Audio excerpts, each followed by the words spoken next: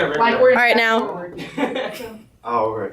I feel there can be no possible doubt about the matter. This afternoon, during my temporary absence in London, the important question of romance, he had obtained admission to my house by means of a false pretense of being my brother. Under the assumed name, he drank just been informed by my butler the entire pint bottle of my Pierre Juquet Brut 1989, a wine that was especially reserved for myself. Continuing his disgraceful deception, he succeeded in the course after the noon in alienating the affections of my only ward.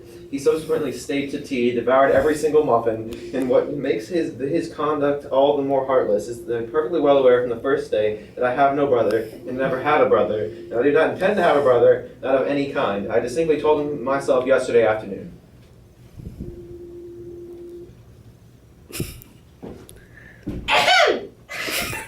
Mr. Worthing, after careful consideration, I've decided entirely to overlook my nephew's conduct to you.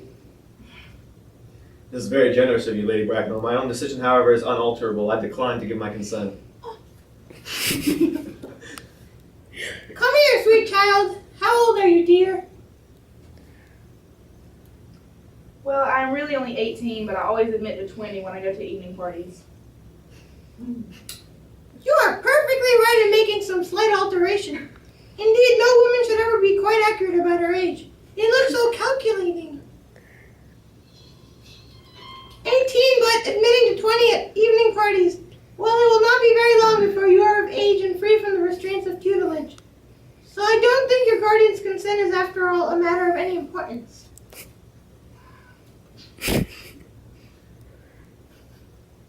Pray excuse me, Lady Bracknell, for interrupting you again, but it's only fair that I tell you that according to the terms of her grandfather's will, Miss Cardew does not become of legal age until she's 35. Wow.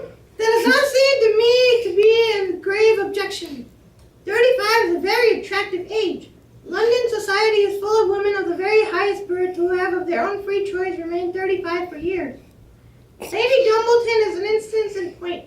To my knowledge, she had been 35 ever since she arrived at the age of 40, which was many years ago now. I see no reason why our dear Cecily should not even be still more attractive at the age you mentioned than she is at the present. There will be a large accumulation of property. Algie, could you wait for me until I was 35? Of course I could, Cicely. You know I could.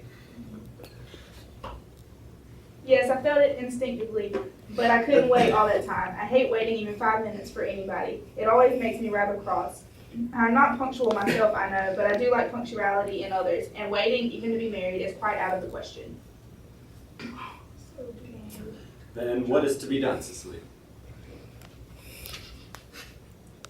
I don't know, Mr. Moncrief. My dear Mr. Worthing, as Miss Cardew states positively that she cannot wait till she is 35, a remark which I am bound to say seems to me to show a somewhat impatient nature, I would beg of you to reconsider your decision. But my dear Lady Bracknell, the matter is entirely in your own hands. The moment you consent to my marriage with Gwendolen, I will most gladly allow your nephew to form an alliance with my ward. You must be quite aware that what you propose is out of the question. Then a passionate celibacy in all of us, in all that any of us can look forward to. That is not the destiny I propose for Gwendolen. Algernon, of course, can choose for himself. Come, dear. We have already missed 5, if not 6 trains. To miss any more might expose us to comment on the platform. Insane.